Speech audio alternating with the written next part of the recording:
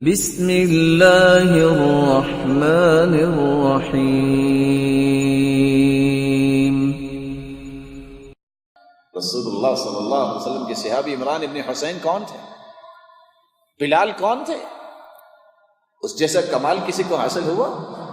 کہ چلتے زمین پہ تھے اور ان کے قدموں کی آہٹ جنت میں سنائی دیتی تھی۔ اور کون تھے؟ عبد الرحمن ابن عوف، عالمی منڈی کے صف اول کے تاجر، کہتے ہیں میرے لیے فخر یہ ہے آج کہ میں اپنی بہن قریشی ہے وہ اس کا نکاح بلال کے ساتھ کر رہا ہوں۔ آج ہم اپنی بیٹیوں کو اور بیٹوں کو بڑا کر کے گناہ کی طرف لے جاتے ہیں۔ میں چونکہ سید ہوں تو سید گھرانے سے کو ملے گا، یہ بت تو اللہ کی صورت توڑے تھے۔ میں چونکہ راجپوت ہوں، میں چونکہ فلاں ہوں کو ملے گا، تو پھر باقی کون انسان نہیں ہے؟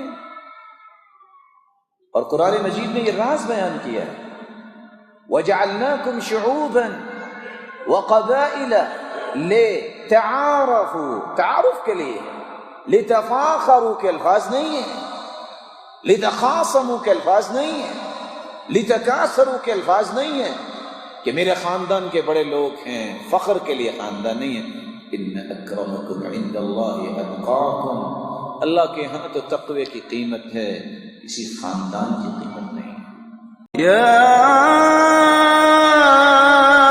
ایھا الانسان ما غرک بربک الکریم۔